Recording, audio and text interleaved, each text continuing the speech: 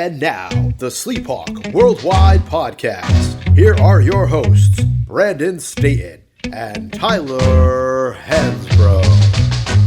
What's up, everybody? Welcome to the SleepHawk Worldwide Podcast. This is Sleep Dog with the Big Hawk. What's up, everybody? It's the Big Hawk. It's getting cold out there. But we got a great podcast for you, and I'm excited to be with the Sleep Dog. Let's get it. Here he is, man. We got took a week off last week due to some technical difficulties and or just letting our, getting our minds right for this Duke Carolina football game. We'll get into that a little bit. UNC Lehigh. All right. Teals 0-2 on the basketball court. We'll break that down for you. Sleep Dog went on a little golf trip to Pinehurst last week. Plenty of stories to come out of that one if we need to get there. Kind of talk a little bit more about the NBA in-season tournament that's going on. Nobody still understands it. I don't know, about 18 people watched the video that we posted about it, and if you ain't missing nothing if you didn't see it, because I don't think we did a great job of explaining it. Caleb Love took down Duke. That was something we could all get behind. We'll break down the NFL scores. Jimbo Fisher's fired. All kinds of stuff to get into. But let's start with football. Since basketball game was sort of inconsequential, we'll start there with football. UNC 47, Duke 45, double overtime, triple bypass necessary to watch that damn game. Drake Maye 342, 3 total touchdowns. Hampton 31 carries, 169 touchdown. Walker 7 catches, 162 yards. Again, Carolina just puts up numbers on offense like it's going out of style. Couldn't stop a bathroom sink if they turned off the water supply. It was that shit was stressing me out, Big Hawk. I'm not gonna lie to you, dude. I had to turn it off around halftime. I was like, look, I just let the box score gods dictate this shit to me when I wake up. I don't know how much of it you saw. I didn't see much of it, Sleep. I was like you. I was like, oh, this is an L. But hey, you know what? We came through. We won the damn thing. And anytime you beat Duke, it's a great day. Obviously, we dominated this rivalry.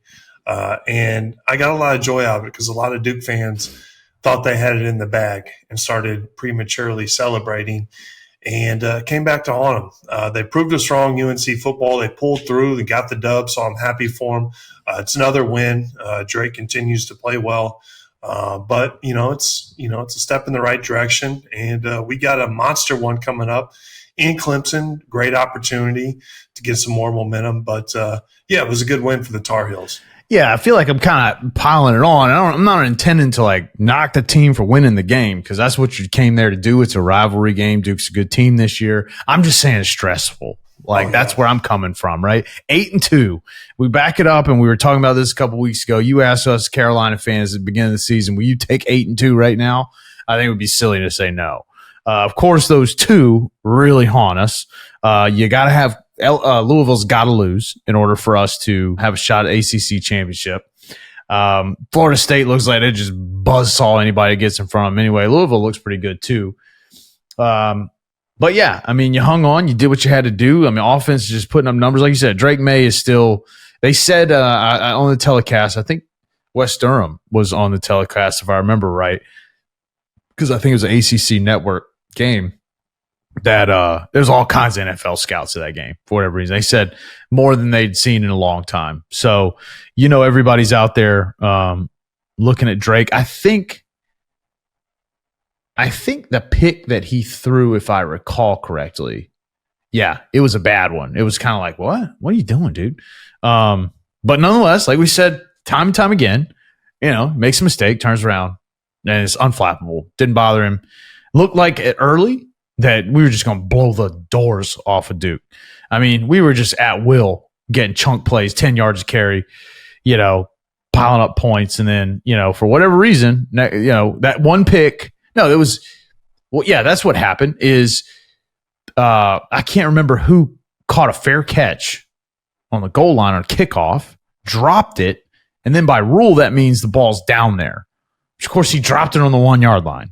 So we start our drive on a kickoff where all you got to do is get out of the way. Just call it a fair catch, get out of the way. He's catching on 25. We start on the 1. Next play, Drake throws a pick, then basically hands Duke a touchdown. And, that's what sort of flipped the momentum a little bit and got Duke scoring And, we went up 10-0, I think they scored, and, 16-14 at half, and we pulled away a little again, and back and forth, and it was dicey there in the second half. So, like Big Hawk said, man, win's a win. That's why you play them. Didn't expect it not to be close. It's 5 in a row for the Heels against Duke. So, not really sure we're going to sweat that one much anymore. But, you're on the road at Clemson. Clemson's Clemson, right? Not a great team this year, but certainly a worthy opponent before you head to NC State to close out the season. They're on a roll. So probably 2 toughest games of the season, maybe, still ahead. Yeah, and I'm not sure. When's the last time we won in Death Valley? I can't remember. I wouldn't know off the top of my head because I don't follow it like that. But I know Clemson's not the Clemson that everyone kind of relates to in the past. But winning at Clemson and Death Valley would be a huge deal for this program. I don't care if they're good or bad. So that would be big, but also beating NC State, in-state rival, right up the road would be massive as well. So I do feel like there's a chance to, have if we get these 2 wins, I think it would, really get some momentum, especially. And I think a lot of people, would forget about those 2 losses that we had and would consider that, big time wins for the program, and really be happy with what we've done this season so far after those dubs. So I'm trying to see here. The last win against Clemson was 2010 in Chapel Hill. We've lost 5 straight. The last win at Clemson was all the way back on October 20th, 2001. Been a long time since we went down there. 22 years. Wow. Yep.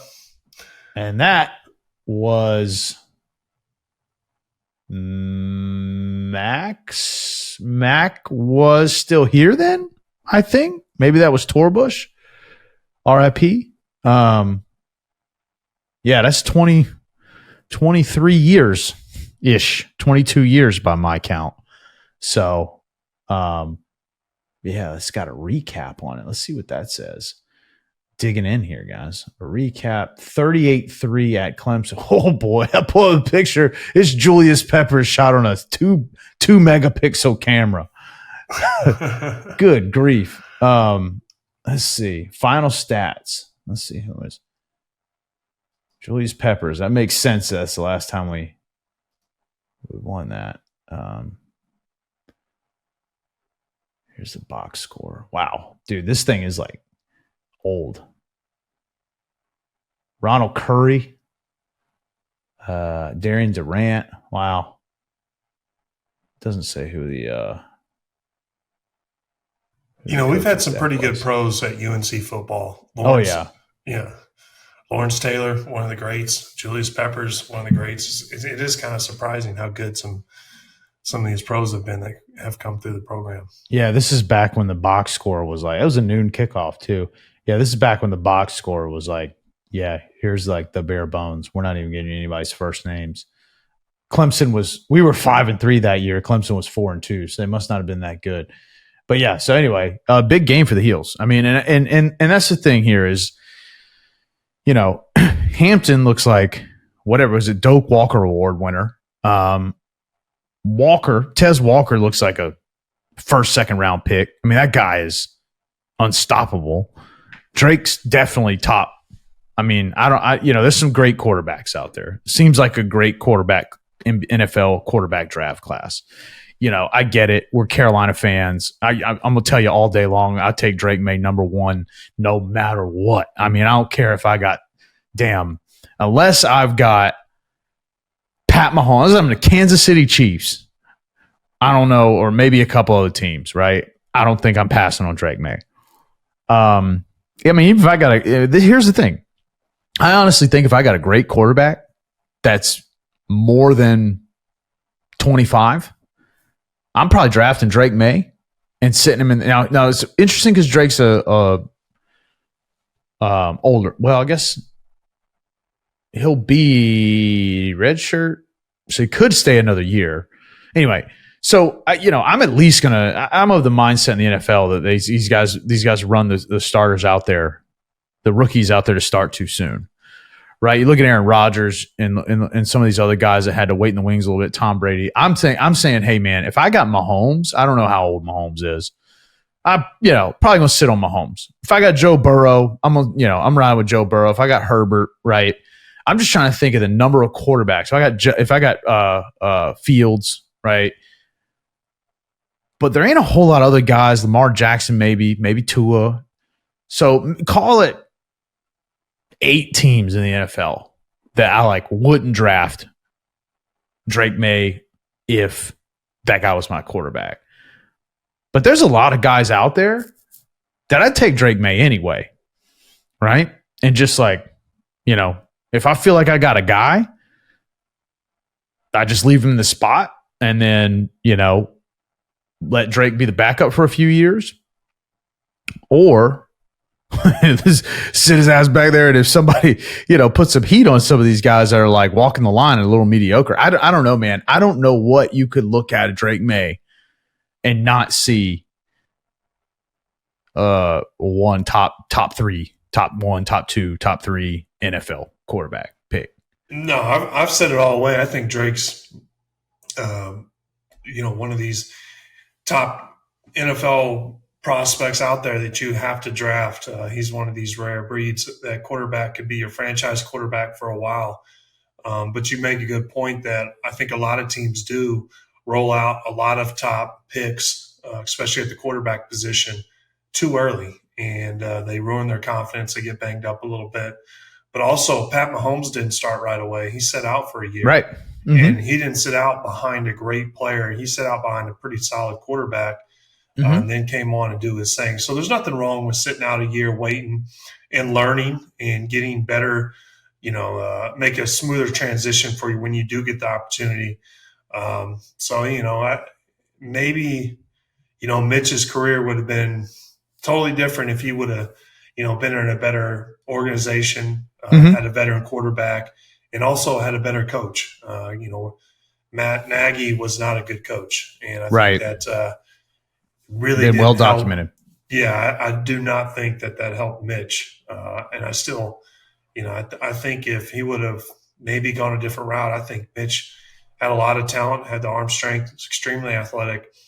There's a lot of value in, learning and, learning from a veteran quarterback and veteran players as well. Don't ever underestimate that. But Drake's an all-around good person as well. And there's something to be said about that. Proven winner.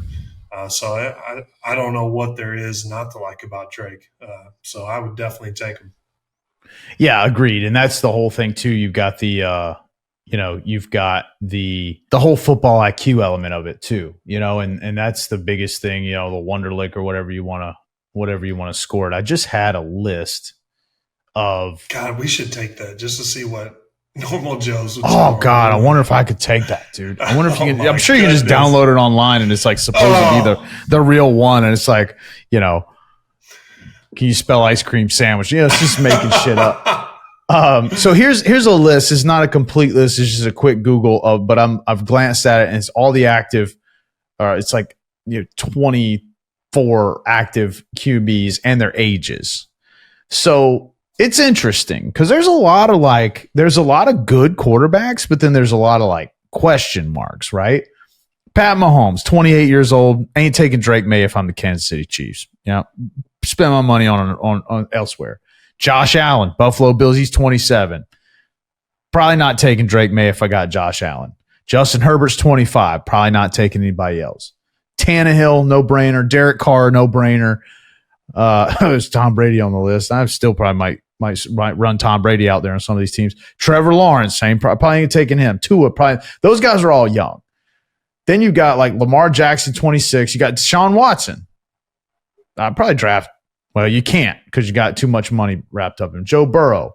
Okay, so it's starting to look like it's going to be really interesting. Where's this guy going to go? Now you start getting into it. Kirk Cousins coming off injury. Jimmy G, Daniel Jones, Justin Fields, Russell Wilson, Matthew Stafford, Dak Prescott, Jared Goff, Jalen Hurts. I wouldn't take him over if I'm Philly. Baker Mayfield, Geno, Kyler Murray. Like the last half of that list I just ran off, those are all candidates to draft a guy like Drake. And I'm not saying that you're going to bring, Drake Maye and he's going to start over Dak Prescott, or maybe even Jared Goff because Jared Goff's playing great, or even Kirk Cousins if he's healthy. But I'm saying that those are the types of teams that draft a guy like Drake Maye, put him on a bench for a couple years. Imagine Drake Maye going to Minnesota playing behind Kirk Cousins. Now, I'm pretty sure he's going to wind up going one like Arizona, Chicago. I mean, if you're the Panthers and you got Bryce Young, I mean, dude, I'd consider it, right? I mean, it's just interesting to think about. And of course, we're just talking about this only in the mindset of like drafting Drake Maye number 1 overall. There's other great quarterbacks out there, and as Carolina fans, we're probably a little too close to the sun on Drake Maye in some scenarios. I think you take Drake Maye, you take some of these other guys. Argument can be made either way. It's just interesting to think about looking ahead, where he might go. We got a couple games left, right? I'm not punting on the season, but you got this. You got the Clemson game, you got the State game. Best case scenario, you win out. You're 10-2. You're going to instead of the Continental Tire Bowl, you're going to Michelin Tire Bowl, and then you're going to have a bunch of guys that are going to declare for the draft, and that's the reality of it. So, at this stage of the season, it's very unlikely that we're going to wind up in the college football playoff. So you got to start romanticizing about some of this shit. On to basketball. Heels, looked a little, I got tested a little bit. I mean, that game was never really super close, but it also felt like at times it was a little closer than maybe it should have been. But at the end, you pull away, score 90 points. Again, do what you're supposed to do. You win by 32. You're not really going to get any. That's 22. Not really going to get any complaints. Baycott 22 points, 20 boards. RJ 22 points, got a lot of minutes spread across a lot of players, as you were talking about pre-show. But what'd you take out of that? And how's the outlook as of game 2? Well, Lehigh's 0-3, so it's not like we're not going to hang a banner for this one. But this was a big win because it's obviously it's a point in the year where a lot of big teams aren't playing the toughest competition, but we got to win. Take that. But also, I think we are using the bench a little bit more, especially with Zayton High. He got 12 minutes, which is good to see. And also, Elliot Cadeau got a lot of action, and so did Seth Trimble. Those are guys that need to get a lot of playing time, especially early in the year. That way, you can rely on them a little bit in conference play and have a little confidence, and they can have more experience. Sometimes when you don't play your freshmen early in the year and you expect them to be affect the team or come in right away and play well, that's tough to do, especially if they didn't play, early in the season. But the one thing I will notice is obviously we've talked about their pace of play this year has been more up tempo. They're back to running, which has always been a staple for Carolina. So that's good to see. Armando, went 6 or 6 from the free throw line. Armando's been a little shaky, but it seems like, he's got that touch from the free throw line. Looks like he's an improved free throw shooter, which is really important because we can rely on him late in games and also play him late in games, which is super important. And also we're sitting here, we're trying to think about, okay, Armando's coming back for his 5th year. What can he improve on? And Sleep, I would tell you this. Sometimes when I'm around the Smith Center, especially when I was playing and training, I would always ask younger players, hey, what are you working on in the off season? And about 98% of them always said, I want to work on my jump shot, my outside jump shot. I've never heard many young players say, this off season I'm really going to work on my body so I can stay healthy and be in better condition and play throughout the season and take a lot of contact. It's just like thing I've never heard young players say stuff. It's always working on my shot, extending my range, yada, yada, yada. But it's good to see that Armando has, put the time in, become a reliable free throw shooter as well. But, I wouldn't dig too much into this game just because it is Lehigh. And I'm looking forward to, I think we play Tennessee pretty soon. And so that's right at the end of the month. Yep. That's one game that I have circled on the calendar. I'm really looking forward to that. Tennessee is going to be a quality opponent. They're one of the best defensive teams in the country last year. Strong, physical. They have some good players. So that, to me, would be a really good dictator of, like, you know, what this team – that's going to be our first test. So I'm looking forward to that game. But right now, you know, it looks like the transfers are doing a lot. One guy in particular who I really like is playing well is Cormac Ryan. I think from just like a – you know, he didn't light it up last game. His stats weren't good, but he brings an energy and he does things to help the team even when he's not scoring. And a lot of people, you know, especially younger players, you know, if they're not scoring, it can have an impact in other areas of the game. There's so much more to basketball than just scoring. Now, Cormac is also 25 and he's a veteran player and a fifth-year guy, transfer from Notre Dame. So he's very smart, and he understands that, hey, I can impact the game even if I'm not scoring, which he's doing. And, you know, that's just positive to see. But also when I look here, RJ Davis also had 22. He's had 2 in a row big games, and he's a guy who I do think on a national scale could get a lot of attention this year if he continues to play the way I think he will play. I think RJ could be an explosive scorer.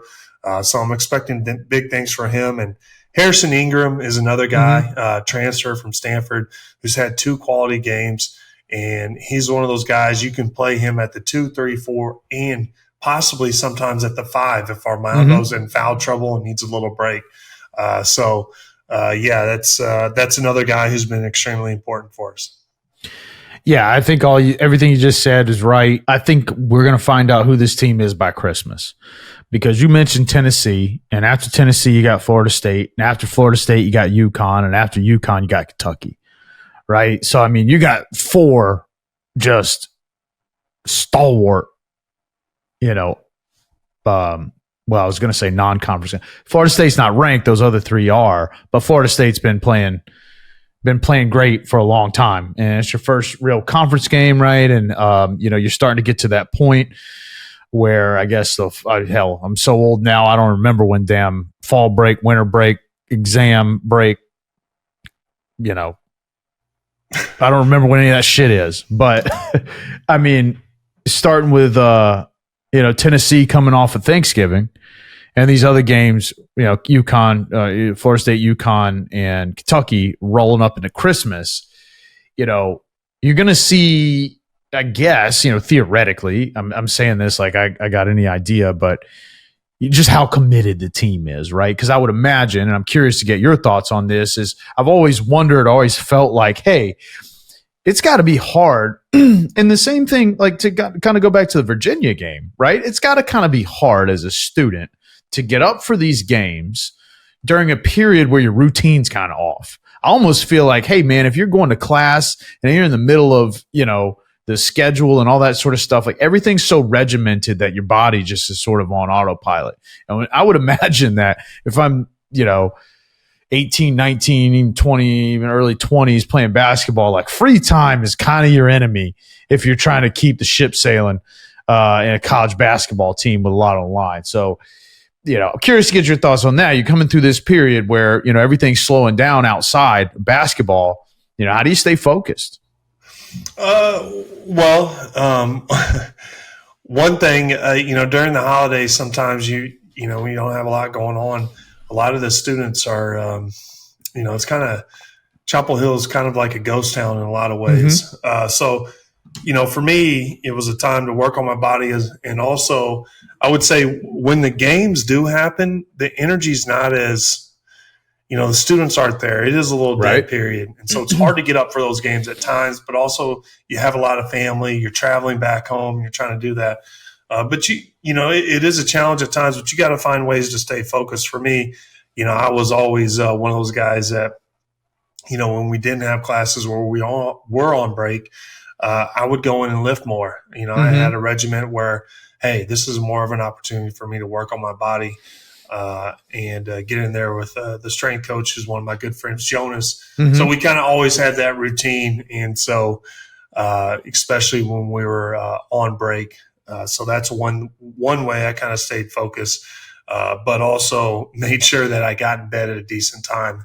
For a lot of college kids, sleep is super important, especially as an athlete. But, when you don't have a lot, you don't have a class schedule, you can stay up. You don't have to be up. And then, you don't have to get up early to go to class. So you can just sleep till 9 or 10 and then go to, practice. Mm-hmm. So that is a challenge in a lot of ways. But this team seems like it's pretty focused, and also their veteran team. Yep. A lot of older guys. So I don't think should be much of an issue, maybe for the younger guys. Right. It just, I just feel like if you come out of that with a relatively strong performance, right, that's where things started sort of leaking on us last year, right? You started facing some opponents in some neutral site games and some of these tournament situations, and things started to get away from us pretty fast. We had a bad game against Tennessee, I think it was, and then we turned around and played Alabama in 19 overtimes. Then we turned around and I think got a doors blown off at Indiana or Portland or whatever. It was just a really weird sort of stretch run as it can be in the college basketball season. Yep. But one thing's for sure, you get your head on straight and you sort of put your head down and plow through those games and come out on the other side. I'm not saying you gotta win them all. I mean, of course that's the goal, but you come out, with one loss, and it was a close one, despite kind of all that outside sort of quote unquote adversity. And I think that builds confidence, and it's something that you can carry over into, then you start to ease that back into some of your lesser conference opponents and some non-conference opponents as well as you get into the new year, and then you're back in school, and boom, now you're back on track. And in the rearview mirror, you've got that belief of, hey, look, we're a good team because we've already done it, and there's no question. So it'll be interesting to see how they come together. I'm with you. I think we've got a lot of talent. Definitely seems to be a different style, a faster pace. The thing I will take away from this game is the same thing I took away from the prior, right? There's not a lot there. But even the Lehigh, even the Radford game, you're in the upper 80s, 90 points. In an exhibition at 117, if Carolina's scoring 90 points, I like our odds. You know what I mean? Mm-hmm. So it's good to see us get out and run more than I feel like we did in the last couple years even. So, I think I'm optimistic. I think if last basketball season, this football season, last football season, every damn football season, and several, basketball seasons over the course of my life, it's like, we just need to be a little patient, let the season happen a little bit instead of just starting to talk about, okay, well, if we beat damn UNI, the next thing we got to do is beat Tennessee. If we beat them, then we beat the next one. Yeah, if you win them all, you won them all, and you're the best team, you're going to win the national championship. No shit, right? So just take it a game at a time and start to, watch the season evolve, and we'll try to enjoy it a little bit instead of, hanging on every basket. But, that might be because my cholesterol's high too. So anyway, I probably got some of this stuff to blame for that. Anyway, all things are positive. I just think it's, like you said, not a lot to read into or out of it. Real early in the season, and we got a long way to go in theory and kind of both football and basketball.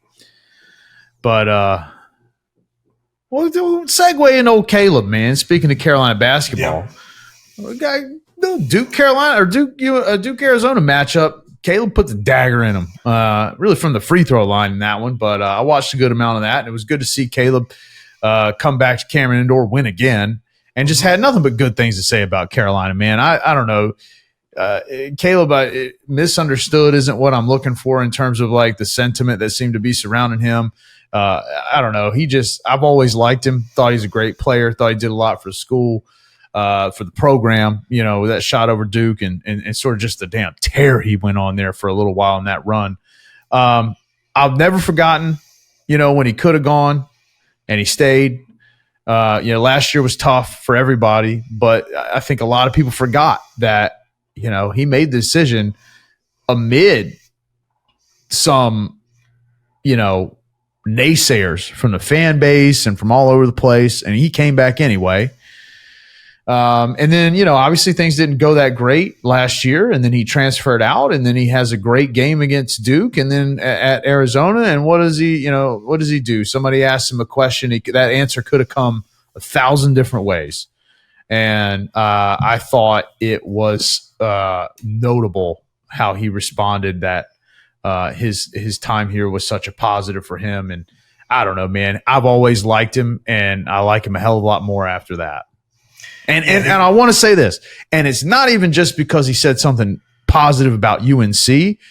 If he was a player at Ohio State talking about Michigan, I don't know, some other, take him out of that equation and put him somewhere else. I just thought the answer had a lot of character, regardless of the teams involved, man. I don't know. He showed me a lot with that. Yeah, he's a good kid. And the one thing I did like was the tomahawk dunk at the end where Duke had to come back out and inbounds the ball. That was great.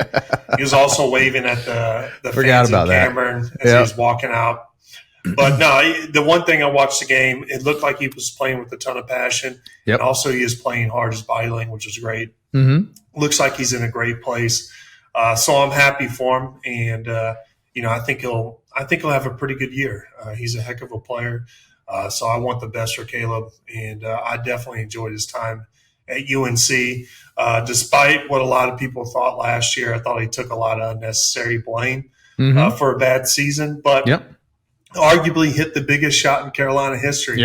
The shot at the top of the key over Duke, to hand him a loss on the biggest stage in the rivalry, and hand an L to Coach K right before he retired.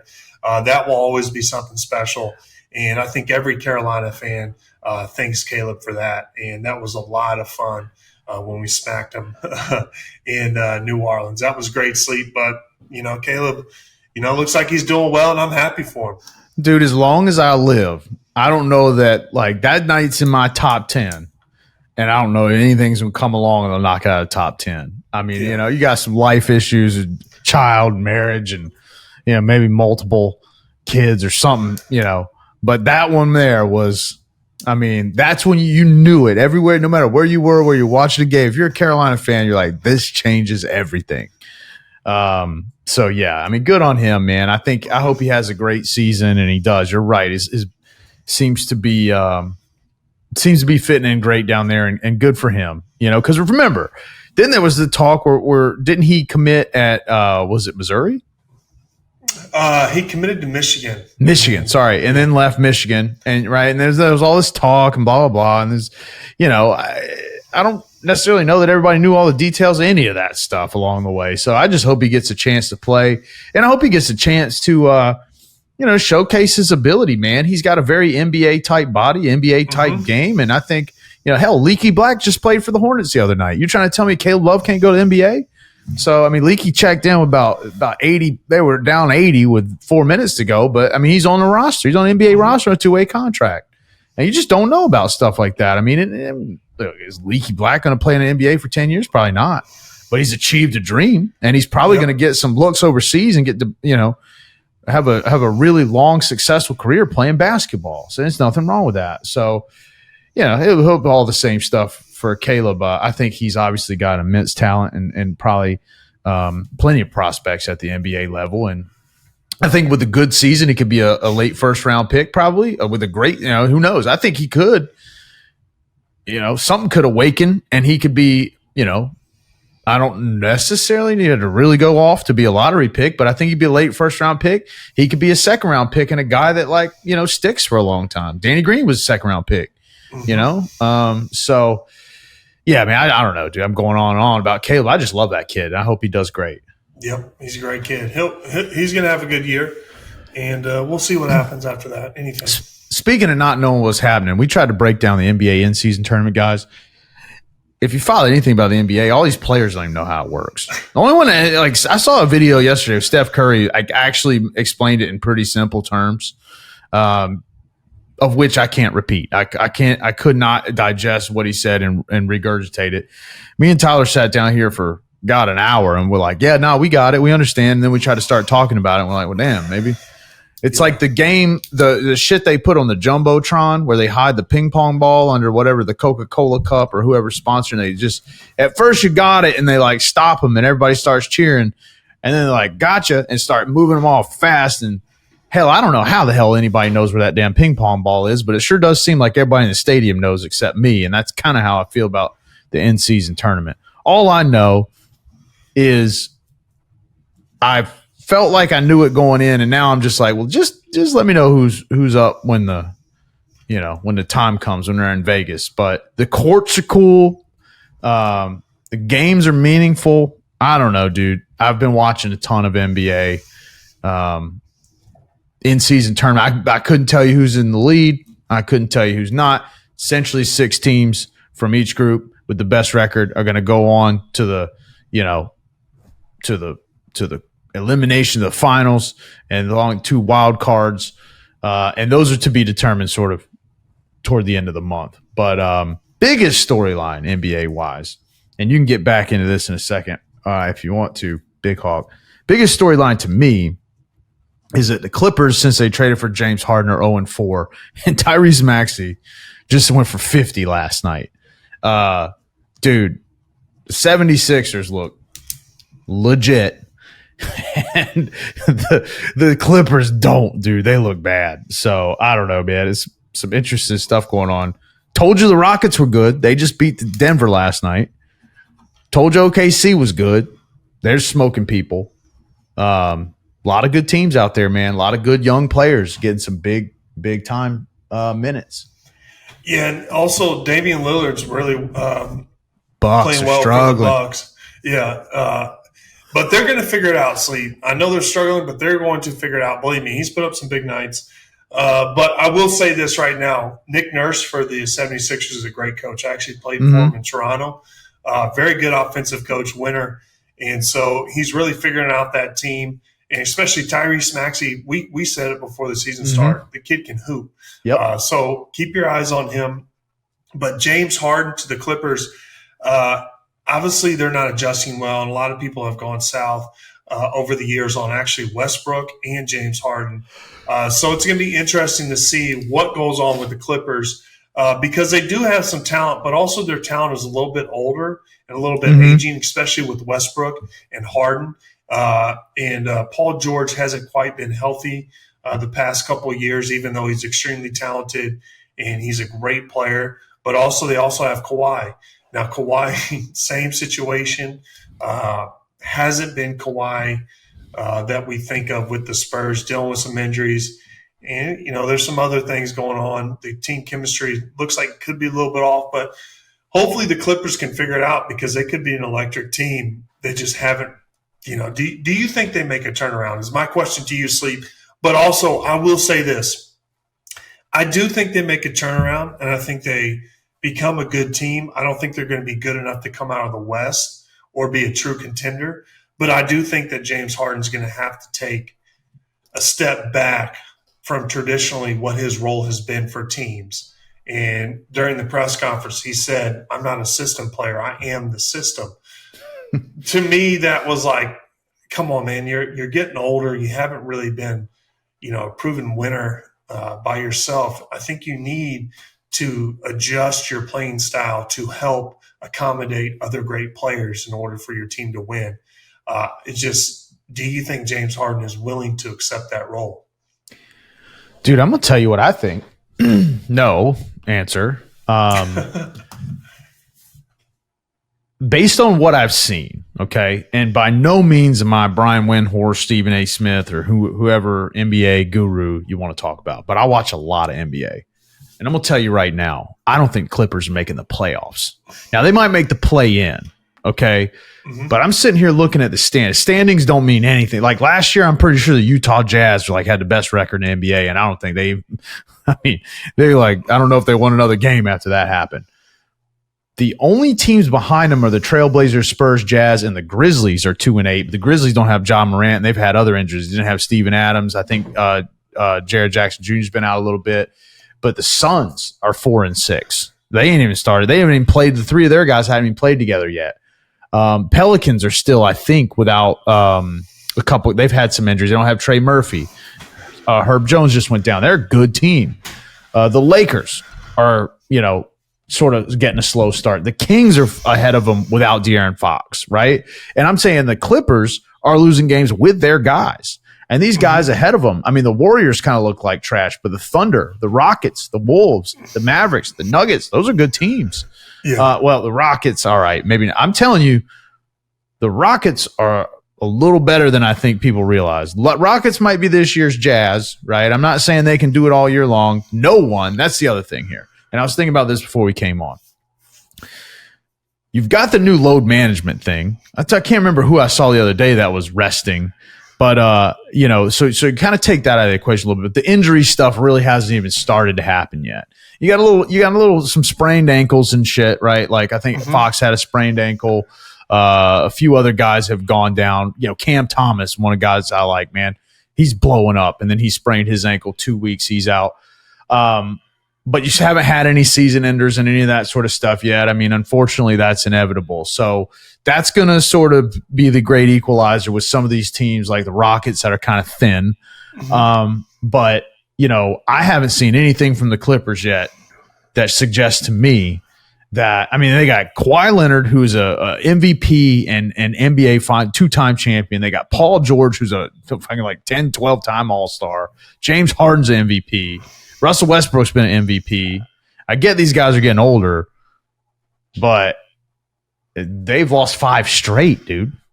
So I don't know, man. They're 3-6, and they don't really look that good. No, I'm with you. I think they'll make the playoffs, but I don't think they're the same players that they once were, and that's no disrespect. That's just my opinion. 8 teams make the playoffs. And the only teams I could see, so they're 11 right now. You'd have to really convince me, other than the Rockets and maybe the Pelicans, maybe the teams that are in front of them right now that don't have a just absolutely great case to stay there. Nuggets, Mavericks, T-Wolves, Rockets, Thunder, Warriors, Kings, Lakers, Suns, Pelicans, all those teams are ahead of them. And I think it's going to stay that way. So interesting, man. NBA's great. And then on the Eastern Conference side, just real quick touch on that. Flip side, Sixers are 8-1. They beat anybody right now. They're cooking. They're just cruising. Celtics are playing the Knicks tonight. They're playing great. It's funny when you look at the Western Conference and you look at the Eastern Conference, man, it's just totally different story, because there's Eastern Conference teams that are like, okay, but the Western Conference is the NBA. And so that's another reason why I think the in-season tournament is going to get interesting a little later, because if I read you the list of teams in the Eastern Conference, and if you watch any amount of NBA, you're sort of like, man, that list is just boring. Like there's just nobody really there that gets me excited. So I don't know, man. There's still a lot to be played. Basketball's a long ass season. They're going to play until April. The games start getting interesting around Christmas time when they start putting the marquee matchups, and you borderline comatose in the lazy boy watching LeBron James play Kevin. They stack up all these teams' regular season All-Star games wearing some weird ass jerseys and stuff. But that whole juxtaposition, 76ers, Clippers, I think the Clippers are just the Sixers are just laughing to the bank on that trade.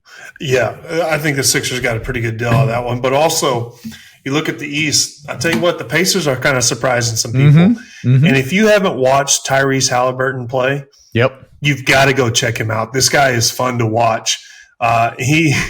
He has a high up-tempo game, and he is a knockdown shooter. Oh, he's a stud. I was watching – he is a stud. He was really exciting to watch. I've watched a few Pacers games this year, and he's one of my favorite players in the NBA to watch that maybe isn't like, on the level of like let's just say Giannis or Embiid or Jokic type. Doesn't get that recognition, but – it's probably not like in their tier, but one tier below. He's close. And like just knocking on the door, and not a lot of people hear that name. Yep. But if you have a chance to watch the Pacers, you should watch him play. He's really exciting to watch. He's a stud. If you don't know him now, you will. And he's a breakout candidate, and he's still 23, 24. He's not that old. He's going to be in the MVP conversation before it's all said and done, because he's a do-it-all guy. He scores, and he gets 10 assists. He's pushing 10 assists a game most, or at least he has been, I think, the last 2 seasons. They got Mathurin too, man. I love Benedict Mathurin. I think that guy's a stud. They got some players on their team, man. You're right. And they're third. They sit in third right now. Got a really good coach, Carlisle. He's a very good coach. He's been in Indy. A lot of people probably associate him with Dallas, won a championship there. But yeah, I would keep an eye. I like the Ben. I can't really say he's from Arizona, the point guard they drafted. I thought he was going to be, rookie of the year a few years ago. But yeah, he's a very good player. Yeah. Yeah, they got, and then you got some stuff downstream. You got the Bulls. The Bulls. The best part about that, I can't believe I forgot to talk about this on one of the other pods. They lost their first game of the season, then called a players only meeting in the locker room, and they're 4-6. It ain't looking good, dude. They got Zach LaVine's going to be on the move at some point. Then you got to figure DeMar DeRozan's going to want out of there. Our boy Kobe White's there. He's actually playing pretty well, and he's still, dude. Kobe White's only like 23. Yeah, so that's the other thing about NBA is like some of these guys are so young. Yeah, and also you got to realize Lonzo Ball was kind of a miss for the Bulls. I think they traded for him, right? Yeah. And then he's from New Orleans. He's had some knee issues, and I think they went out and said that he's going to have to sit out the rest of this year. Yeah, but I do know what's going on with him because I went to the kind of the same doctor. I think he might be going to have some of my knee surgeries, but he is one of the first athletes ever to have cartilage transplant in the knee and try to come back and play. So I've been keeping my eye on him, and honestly, for somebody who has knee issues, my heart goes out to him. I want to see him back, but the Lonzo not being available and being hurt for this long has definitely set the Bulls back for sure. Yeah, I think casual fans too, because of their dad and all his antics and some of the circus that was going on there, don't realize that, dude, Lonzo Ball is a hell of a basketball player. Oh yeah. So missing on him, and the Bulls have had some bad luck, with dating back to the Derrick Rose days and whatnot. I tell you what, I mean, the Pistons absolutely stink, but they got two absolute studs on their team. Cade Cunningham missed all last year just about with an injury, and he's a stud. And then they got Jalen Duren, who is he started now. He's cooled off a little bit, but he came out of the gate averaging like 20 and 15. I mean, he's going to be good. And they got Jaden Ivey. So I don't know, man. Everybody's got good players. So even if you're watching a bad team play, the Cavs are 4-5. The Cavs are good. They just beat the Warriors the other night. So anyway, there's all kinds of stuff going on, and it'll make more sense once get later in November when the in-season tournament starts to have some semblance of winners and losers start to pop out. But that's about as much NBA as you guys can probably stomach. I'm going to run through the NFL results from this week, whatever the hell it is. Had Carolina Bears, just the snooze-a-thon bowl, the sleep bowl, 16-13 Bears win in Chicago. We had Indy, New England in Germany. I mean, God bless, they really sent the best of the best over there, 10-6 in that barn burner. Houston at Cincinnati. That was one of the big upsets. Dude, CJ Stroud looks like a stud. They're talking already now. His MVP odds are at 25-1. Dude's a rookie. 30-27 against Cincinnati. And they also broke down who they have left on the schedule. Houston has a winning record, and it is not at all out of the question that they could have double-digit wins by the end of the season if you look at the rest of their schedule. New Orleans lost to Minnesota. Josh Dobbs just getting it done. That was at Minnesota 27, New Orleans 19. Green Bay lost at Pittsburgh. Tennessee lost at Tampa. God, these are boring games. San Francisco righted the ship. My man Brock Purdy got back on track. 34-3 at Jacksonville. Cleveland, Big Hawks call for the biggest surprise of the year so far at Baltimore with the upset. Squad. Yeah. Atlanta fell to Arizona in the Who Cares Bowl. Detroit beat the Chargers on the road. New York and Dallas, dude, New York, they might as well. Buddy, damn, Drake Maye might be a New York Giant next year if it's all said and done. Dallas beat the shit out of them. Washington finds another way to lose at Seattle. Jets and Raiders last night, 16-12, like a softball game. And then, tonight as we're recording, you got Denver at Buffalo. Oh, God bless the Buffalo Bills. I mean, circle the wagons because we don't like Russell whatever the hell his name is, and what's his name, Sean Payton too. So I hope the Bills win. I hope by the time you turn this on, Josh Allen got it straight because people are starting to ask questions about the Bills, but they're in Buffalo.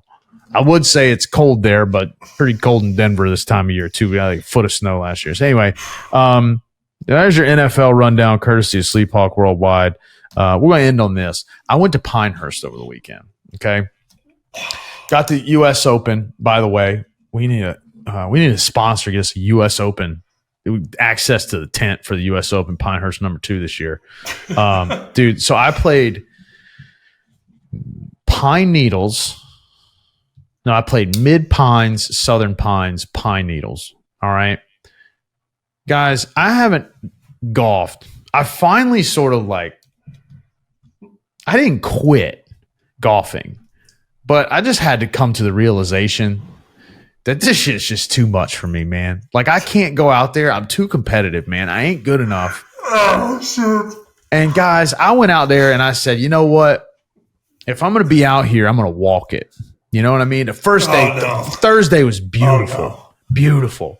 And I got these leather bad boy shoes on.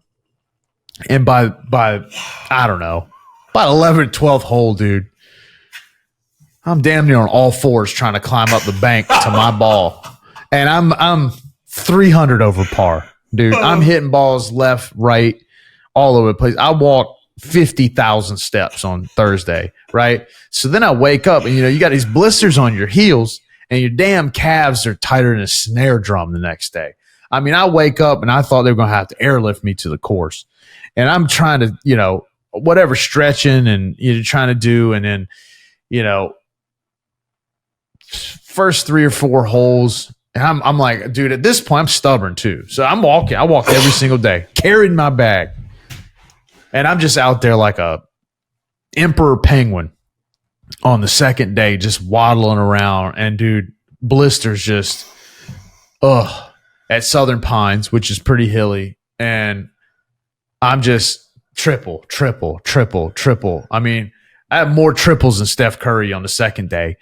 And then yesterday they were what is it? Is it yesterday? Yeah, yesterday we played early in Mid Pines. And I'm with a group of guys that I see once every year for this god-awful trip.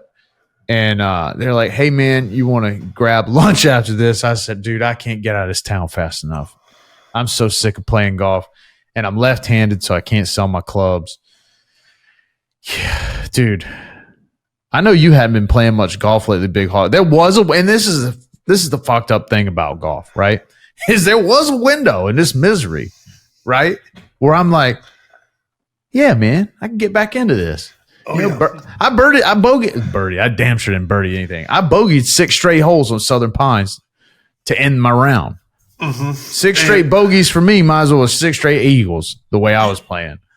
Bogeys aren't bad sometimes. And, bogeys aren't bad all times for me. I mean, there was a point where, man, sleep actually got he could turn it on a little bit, and I've seen him play sometimes where he's got a few birdies and a few pars, and I'm just blown away. I was like, man, I've seen Sleep play some pretty bad golf. I can't believe he's playing this well today. And the one, hey, Sleep, I will say this one thing.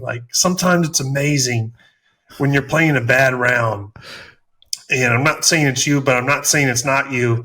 It's like, even on the 18th hole, after 17 bad holes and all these bad shots, you still get as mad as you do on hole 1, on hole 18. And I'm just, how can a guy play bad the whole round and not accept that, hey, this next shot is not going to be good? It's not going to be good, dude. And I'm still going to get as mad as I did on hole 1 when I shanked it all right.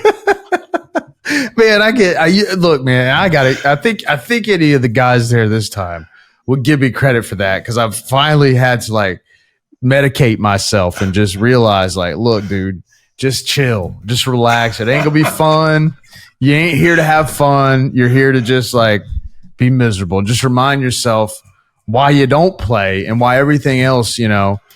And I think there's something wrong with me, man, because every other guy, you know, that gets married and everything, which all of this I've done in the last year and a half, he's like looking for a reason to tell his wife some excuse so he can go play golf. I'm looking for some excuse to tell my buddies I don't want to play golf and I'll just hang out with my wife.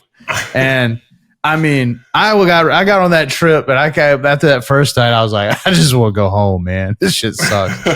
And I mean, you're right though, because I would get so mad because it's, my God, like I know what I'm doing wrong. And I just do it over and over and over and over. And I'm sitting here and I start asking people and then they give you advice and you're like, oh God, I fucking did that. And it's still not working, man. Like what's going on? And you hit one in the bunker and out to the other bunker and then everybody's laughing at you. And you're just like, and you like, okay, I'll just pick up. And then everybody's up on the damn green. And then you're like, oh, okay, all right. So I'll just hit into you. And really, they know that the safest place for them on the golf course when I'm hitting it is on the green, right? And then you're just pissed about everything. Mm-hmm. But I found that walking made it, you know, easy to, I think, diffuse it. Those courses are hard.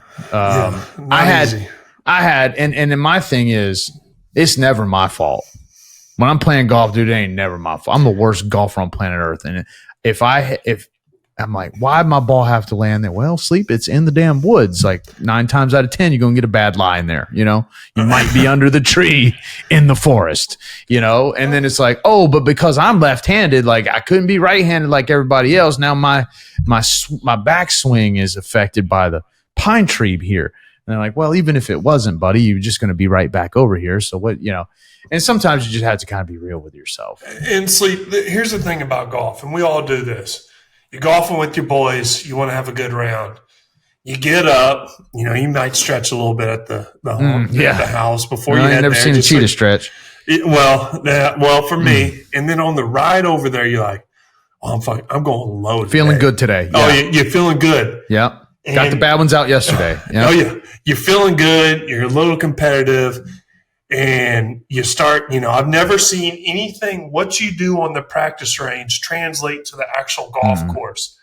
And so you go over to the driving range and you flush a few and you're like, this is too easy today. I'm really locked in the zone. Like everything about my swing feels nice, natural.